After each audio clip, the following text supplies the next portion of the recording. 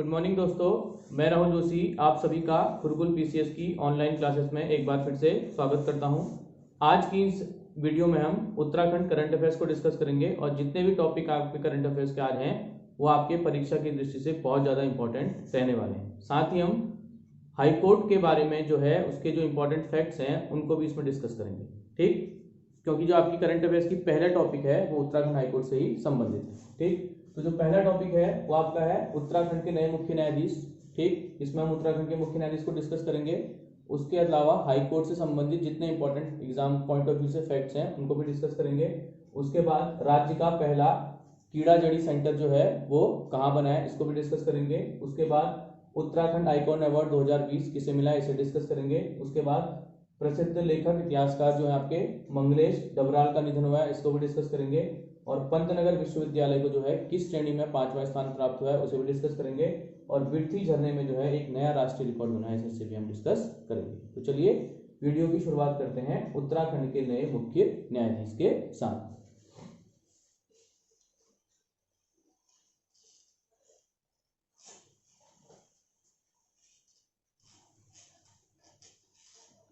सबसे पहले उत्तराखंड के नए मुख्य न्यायाधीश जो अपॉइंट हुए हैं ये हुए हैं राघवेंद्र सिंह चौहान। राघवेंद्र सिंह चौहान, ठीक, राघवेंद्र सिंह चौहान जो है वो तेलंगाना हाईकोर्ट के मुख्य न्यायाधीश थे। इससे पहले कहाँ के? तेलंगाना हाईकोर्ट के मुख्य न्यायाधीश, ठीक। अब इन्होंने किसका स्थान लिया है? इन्होंने स्थान आपका लिया है रवि मलमट का। किसका? रवि मलमट, ठीक। और जो आपके रवि मलमट हैं हम इसे भी डिस्कस करेंगे कि रवि मलमट इससे पहले क्या थे? उत्तराखंड के कार्यकारी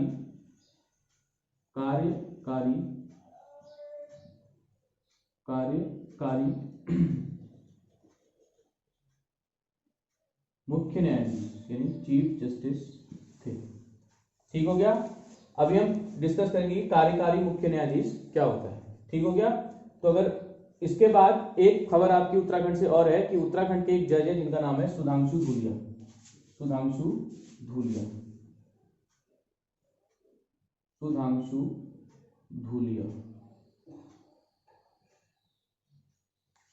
धूलिया को गुवाहाटी हाईकोर्ट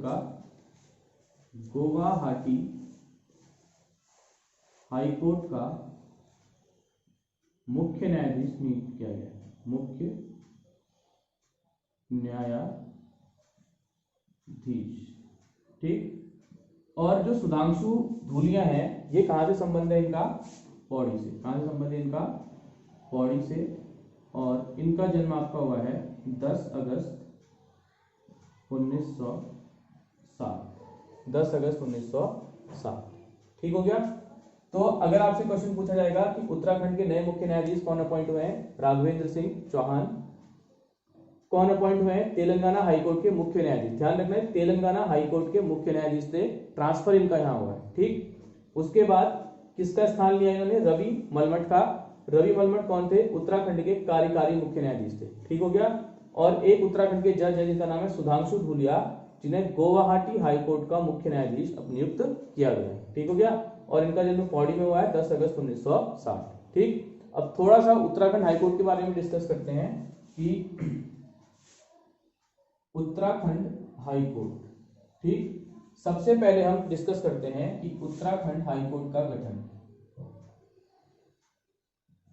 ठीक। गठन इसका हुआ है 9 नवंबर 2000, ठीक। कौन से नंबर का हाईकोर्ट था? नंबर 20 नंबर का एक हाईकोर्ट था, ठीक। इसके बाद हम बात करें अगर यहाँ के फर्स्ट मुख्य न्यायाधीश, ठीक। तो पहले मुख्य न्यायाधीश थे यहाँ के ए देसाई, ए देसाई, ठीक। और पहले जो रजिस्ट्रार थे यहाँ के, फर्स्ट रजिस्ट्रार, वो थे GCM रावत, GCM रावत, ठीक। कैसे याद करोगे कि उत्तराखंड हाईकोर्ट जो है देश का कौन से नंबर का हाईकोर्ट है? 20वें नंबर का हाईकोर्ट है, क्योंकि देखो यहाँ गठन में 2000 है, तो यहाँ से फर्स्ट 2 पॉइंट यहाँ से लेना, 20 नंबर का हाईकोर्ट है, ठीक। पहले मुख्य न्यायाधीश कौन थे? ए देसाई, और पहले रजिस्ट्रार जो थे वो थे GCM रावत, ठीक। इसके बाद इसकी जो बिल्डिंग थी, इसको बनाया था एंटोनी मैकडोनाल्ड, किसने बनाया था? एंटोनी मैकडोनाल्ड ने जो है इसकी बिल्डिंग को बनाया था, ठीक। और इसकी बिल्डिंग में जो है कुछ समय तक ब्रॉन्स्टेड स्कूल, और जब नैनीताल को जो है उत्तर प्रदेश की ग्रीष्मकालीन राजधानी बनाया था, तो उसका सचिवालय भी यहाँ पर को चला था। तो इतने पॉइंट आप याद रखना। नए chief justice Raghvendra Singh Chauhan Telangana high court से बिलोंग करते हैं। किसके स्थान लिया? रवि मनमट का। सुधांशु धूलिया जो है गुवाहाटी हाईकोर्ट के मुख्य न्यायाधीश बनाए गए हैं, उत्तराखंड से संबंधित है। पौड़ी में इनका जन्म हुआ था 10 अगस्त 1960 को। और उत्तराखंड के जो पहले मुख्य न्यायाधीश थे ए देसाई, पहले रजिस्ट्रार GCM रावत, और गठन 9 नवंबर 2000। और कौन से नंबर का हाईकोर्ट था? 20वें नंबर का हाईकोर्ट था, ठीक। अब हम डिस्कस करते हैं कि हाईकोर्ट जो थे वो किस प्रकार से भारत में गठित हुए थे। पहला हाईकोर्ट कौन था, उसके बाद आजादी के बाद सबसे पहला हाईकोर्ट कौन सा बना, तो हम उसे डिस्कस करेंगे, ठीक।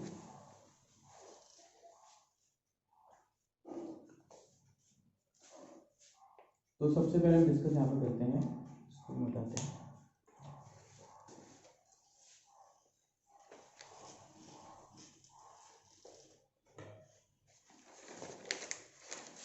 हाईकोर्ट, ठीक। हाईकोर्ट जो आपका है ये संविधान के भाग 6 में है, और अनुच्छेद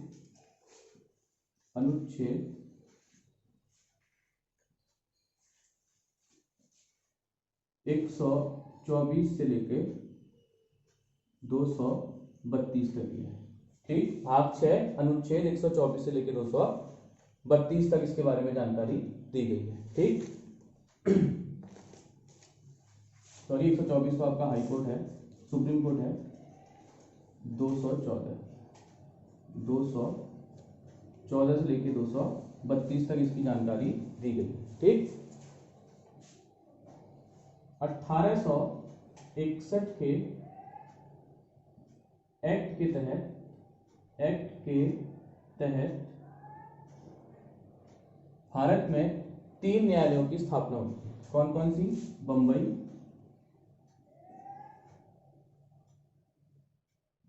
कलकत्ता और चेन्नई, ठीक। अगर एक्ट पूछेगा तो आप आंसर लगाओगे 1861 का एक्ट। कौन से? बंबई, कलकत्ता और चेन्नई, ठीक हो गया। और अगर वो पूछता है कि स्थापना हुई कब थी, स्थापना आपकी हुई थी 1862, स्थापना का वर्ष 1862, और एक्ट आपका है 1861। इस चीज को आप ध्यान रखना। एग्जाम में बहुत महीन क्वेश्चन पूछा जाता है, वहां पर ध्यान रखना कि एक्ट पूछ रहा है या आपका वो वर्ष पूछ रहा है, ठीक। उसके बाद हम डिस्कस करेंगे हाई कोर्ट से संबंधित जो आपके इंपॉर्टेंट जो आपके अनुच्छेद हैं, ठीक। चलिए इससे पहले डिस्कस कर लेते हैं कि जो आजादी के बाद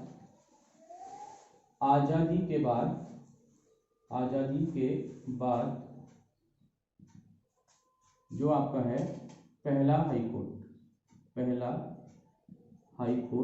1948 में बना, और ये हाईकोर्ट आपका है उड़ीसा हाईकोर्ट। कौन सा हाईकोर्ट है? उड़ीसा हाईकोर्ट। ध्यान रखना, आजादी के बाद बना पहला हाईकोर्ट जो है वो कैसा हाईकोर्ट है? उड़ीसा हाईकोर्ट, ठीक। उसके बाद हम डिस्कस करेंगे कि फर्स्ट महिला मुख्य न्यायाधीश, फर्स्ट महिला मुख्य न्यायाधीश। ठीक, यह आपकी है आपकी लीला सेठ, लीला सेठ। और अगर पूछा जाएगा फर्स्ट महिला न्यायाधीश, फर्स्ट महिला न्यायाधीश, तो यह आपकी हैं अन्ना चांडी, अन्ना चांडी। ठीक, तो इतना आप ध्यान रखिए।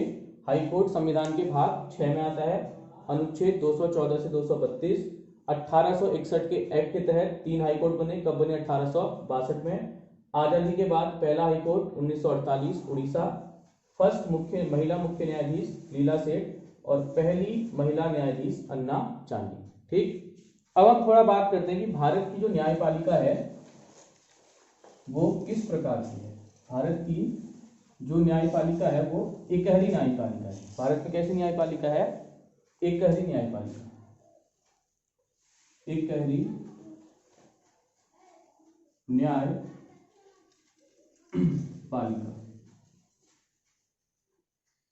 भारत की जो न्यायपालिका कैसी है? एकहरी न्यायपालिका है, यानी पूरे देश के लिए केवल एक सुप्रीम कोर्ट होगा। पूरे देश के लिए क्या होगा? एक सुप्रीम कोर्ट होगा। तो सबसे ऊपर जो हमारे देश में है वो क्या होगा? हाई कोर्ट होगा, जो एक होगा। ठीक, सुप्रीम कोर्ट होगा, सबसे ऊपर क्या होगा? सुप्रीम कोर्ट होगा, जो केवल एक होगा। उसके बाद आपका क्या होगा? हाई कोर्ट होगा। राज्यों के लिए क्या होगा? हाई कोर्ट, राज्यों के लिए हाई कोर्ट। और टोटल हाई कोर्ट इस समय आपके यहाँ है 25। टोटल हाई कोर्ट कितने हैं? 25 है। ठीक, उसके बाद आपका होगा जिला एवं सत्र न्यायालय, सत्र न्यायालय। ठीक, ये क्या होंगे आपके? हर जिले में एक होगा, हर जिले में एक होगा। ठीक हो गया। उसके बाद मुंसिफ न्यायालय, मुंसिफ न्यायालय, यह आपका होगा हर जिले में अनेक, हर जिले में अनेक। इसके बाद अंत में आपका होगा न्याय पंचायत, न्याय पंचायत। न्याय जो पंचायत होगी वो क्या होगी? हर गांव में होगी। ठीक, तो सबसे ऊपर जो आपका होगा supreme court, then high court, फिर जिला और सत्र, फिर मुंसिफ और फिर न्याय पंचायत। तो भारत का जो जुडिशियल सिस्टम है वो इंटीग्रेटेड जुडिशियल सिस्टम है, यानी एकहरी न्यायपालिका की व्यवस्था यहाँ पर की गई है। ठीक, अब हम बिंदुवार डिस्कस करेंगे कि हाई कोर्ट से संबंधित जितने भी आपके महत्वपूर्ण अनुच्छेद होंगे।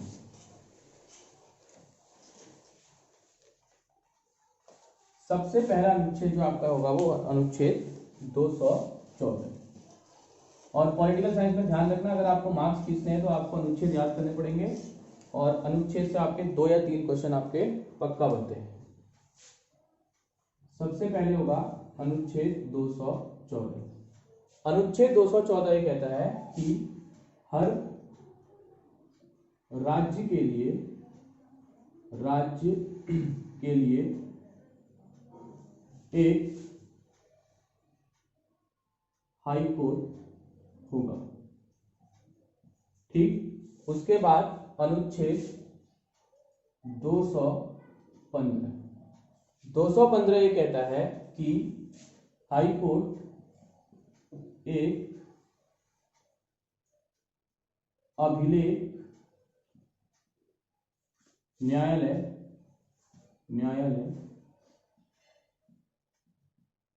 होगा, यानी एक रिकॉर्ड कोर्ट होगा सुप्रीम कोर्ट के तहत, सुप्रीम कोर्ट के जैसे। कमेंट बॉक्स में बताइएगा कि अभिलेख न्यायालय का अर्थ क्या होता है। ठीक, उसके बाद 216 के तहत हाई कोर्ट के गठन का प्रावधान किया गया है, हाई कोर्ट के गठन का प्रावधान किया गया है। ठीक, उसके बाद 217 217 में आपका नियुक्ति, हाईकोर्ट के जो न्यायाधीश होंगे उनकी नियुक्ति एवं पदों से संबंधित जानकारी होगी। ठीक, उसके बाद अनुच्छेद 219 में जो है इनकी शपथ का उल्लेख है। ठीक हो गया। नियुक्ति कौन करेगा इनकी? राष्ट्रपति। नियुक्ति कौन करेगा? राष्ट्रपति। और शपथ जो इनको दिलाई जाएगी वो किसके द्वारा दिलाई जाएगी? राज्यपाल के द्वारा। ठीक, उसके बाद 223 ये कहता है संसद दो या दो से अधिक 223 ये कहती है कि कार्यकारी हाईकोर्ट में कार्यकारी मुख्य न्यायाधीश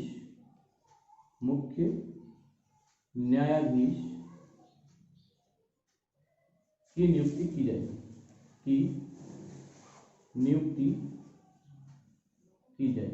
ठीक, और जो नियुक्ति की जाएगी वो किसके द्वारा की जाएगी? राष्ट्रपति के द्वारा। ठीक, आपको बता दें कि कार्यकारी मुख्य न्यायाधीश क्या होता है। जैसे मुख्य न्यायाधीश का पद रिक्त होता है या मुख्य न्यायाधीश जो होता है अनुपस्थित होता है या मुख्य न्यायाधीश जो है अपने कार्य करने में सक्षम नहीं होता है, तो उसकी जगह पर एक एक्टिंग चीफ जस्टिस को बैठाया जाता है। ठीक, जैसे अभी कौन थे एक्टिंग चीफ, इससे पहले अभी जो एक्टिंग चीफ जस्टिस जो उत्तराखंड में थे कौन थे? वो रवि मलमट। तो रवि मलमट क्या थे?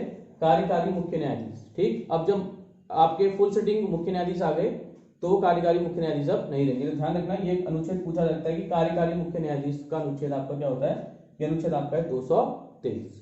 ठीक, उसके बाद इसमें लास्ट अनुच्छेद आपका, पहले मैं इसको चलो आपको रिवाइज करा देता हूं। सबसे पहले 214 क्या होगा? हर राज्य के लिए क्या होगा? एक हाईकोर्ट होगा। उसके बाद 215 हाईकोर्ट क्या होगा? एक अभिलेख न्यायालय होगा। उसके बाद 216 हाईकोर्ट के गठन का प्रावधान इसके तहत किया गया है। उसके बाद 217 इसमें नियुक्ति और इनकी पदों से संबंधित शर्तों के बारे में जानकारी दी गई है। 219 शपथ का उल्लेख है, शपथ कौन दिलाएंगे? राज्यपाल। और 223 कार्यकारी मुख्य न्यायाधीश की नियुक्ति की जाएगी जब मुख्य न्यायाधीश क्या होंगे? अनुपस्थित होंगे। मुख्य न्यायाधीश का पद क्या होगा? रिक्त होगा। ठीक, एक अनुच्छेद इसमें रह गया आपका 231।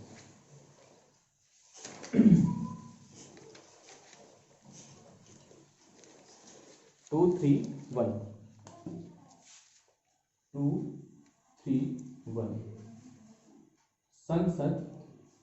संसद दो या दो से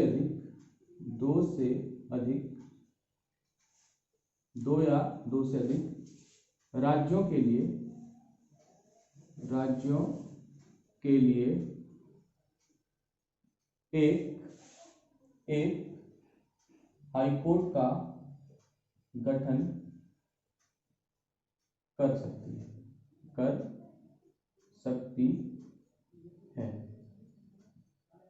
ठीक हो गया। तो इस पॉइंट को आप ध्यान रखना। इसके बाद जो एक बहुत इंपॉर्टेंट क्वेश्चन है और कंफ्यूजन पैदा करता है वो ये है कि जो मुख्य न्यायाधीश और जो न्यायाधीश होंगे हाईकोर्ट के उनका वेतन एवं भत्ते और उनकी पेंशन। ठीक, वेतन और जो भत्ते होंगे वो राज्य की संचित निधि से दिए जाएंगे। जिससे राज्य की संचित निधि से। ठीक, और जो उनकी पेंशन होगी वो भारत सरकार की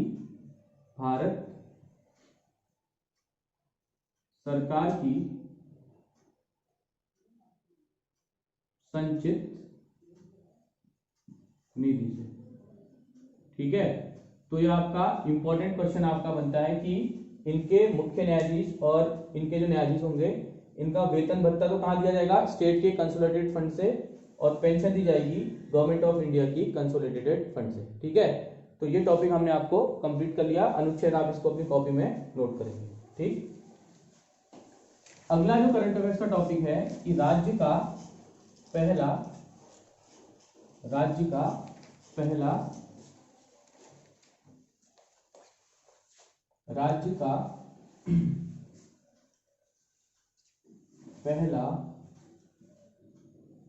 कीड़ा जड़ी सेंटर। ठीक, कीड़ा जड़ी आपकी पहले बता दें कि कीड़ा जड़ी को इंग्लिश में बोलते हैं यार्सा कम्बू। ठीक, और इसकी कॉस्ट जो आपकी है 1 केजी की लगभग है 65 लाख, मतलब 65 लाख रुपया जो है 1 केजी का इसका कॉस्ट है। ठीक, और जो कीड़ा जड़ी सेंटर आपका बना है, ये बना है धारचूला के गलाती गांव में।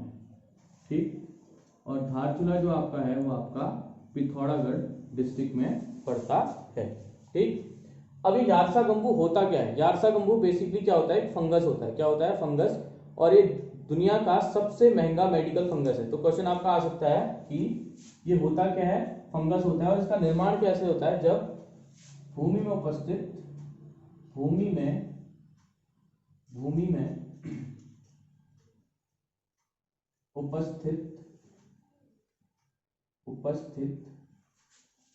फंगस किसको मार देता है, कैटरपिलर को मार देता है। ठीक, उसके बाद जो है किसका निर्माण होता है, कीड़ा जड़ी का उसके बाद निर्माण होता है। ठीक हो गया, तो इसको ध्यान रखना, भूमि में उपस्थित फंगस जो है कैटरपिलर को जब मार देता है। यहां से बायोलॉजी का क्वेश्चन भी आता है, स्टडी ऑफ फंगस को कहा जाता है माइकोलॉजी। ठीक, और जो ये यार्सा गंबू है, इससे जो आपका है वो कैंसर की दवा बनाई जाती है, कैंसर की दवा, अस्थमा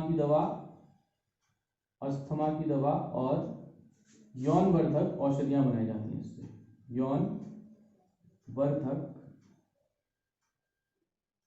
औषधियां। ठीक, यह आपके इसके हो गए उपयोग, इसीलिए जो है ये बहुत ज्यादा महंगा आपका बिकता है। ठीक, अब जो आपका है तो राज्य का पहला कीड़ा जड़ी सेंटर आपका धारचूला का गलाती गांव। भूमि में उपस्थित जब फंगस यानी फफूंद जो है जब कैटरपिलर को मार देता है, तो उसके बाद क्या होता है, आपका कीड़ा जड़ी बनती है। और स्टडी ऑफ फंगस को क्या कहा जाता है, माइकोलॉजी।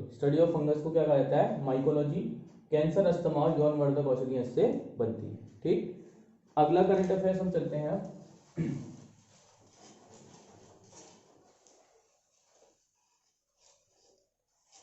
ये भी आपकी संबंधित आपकी है पिथौरागढ़ से।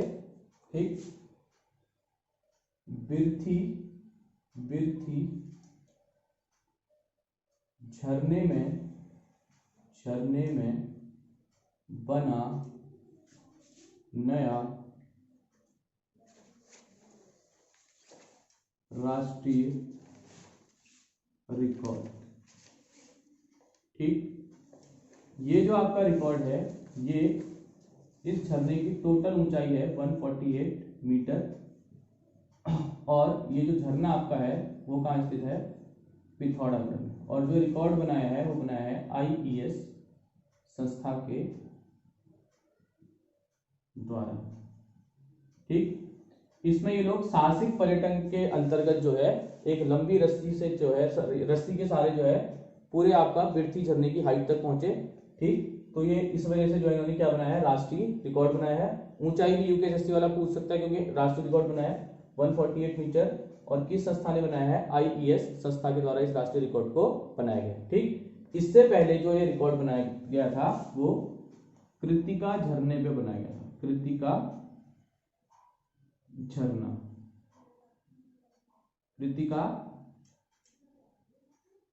झरने पर ये रिकॉर्ड बनाया गया था। और ये जो झरना है वो आपका है आंध्र प्रदेश। ठीक, बिरती झरना तो कॉमन झरना है, आपको पता होगा, पिथौरागढ़ में स्थित है और याद रखना इसकी हाइट पूछी जा सकती है। ठीक, इसके बाद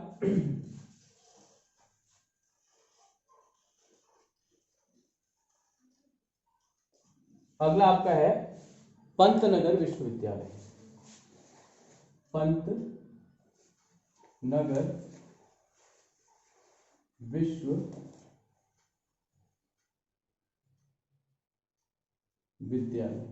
ठीक, पंतनगर विश्वविद्यालय आपका जो है, इसने विश्वविद्यालय की कैटेगरी में जो है कौन सा स्थान प्राप्त किया है? 5th स्थान प्राप्त किया है। और एग्रीकल्चर जो यूनिवर्सिटी है उसमें इसने 2nd स्थान प्राप्त किया है, 2nd स्थान। ठीक, कृषि विद्यालय की श्रेणी, विश्वविद्यालय की श्रेणी में इसने 2रा, और ओवरऑल जो है इसने देश में 5वां स्थान प्राप्त किया है। ठीक, इसके बाद हम डिस्कस करते हैं Uttarakhand icon award. Uttarakhand icon award. Uttarakhand icon award जो आपका मिला है, ये आपको मिला है हेमंत पांडे। ठीक, और ये अवार्ड है 2020। ठीक, तो इसको भी आप याद रखिएगा। ठीक, इसके बाद जो है अंत में हम डिस्कस करेंगे मंगलेश डबरा। मंगलेश डबरा, मंगलेश डबरा। ठीक, एक दुखद खबर है, इनका हो गया आपका निधन। मंगलेश डबरा जी का क्या हो गया है? निधन। इनके अगर जन्म की बात करें, जन्म इनका हुआ था 14 मई 1948 को। जन्म कब हुआ था? 14 मई 1948, टिहरी में हुआ था। कहाँ हुआ था? टिहरी के काफल पानी गांव। ठीक, इनको जो है साहित्य अकादमी पुरस्कार भी दिया जा चुका है। ठीक, अब जो इनकी कुछ रचनाएं हैं वो एग्जाम में पूछी जा सकती हैं। ठीक, पहली रचना है पहाड़ पर लालटेन।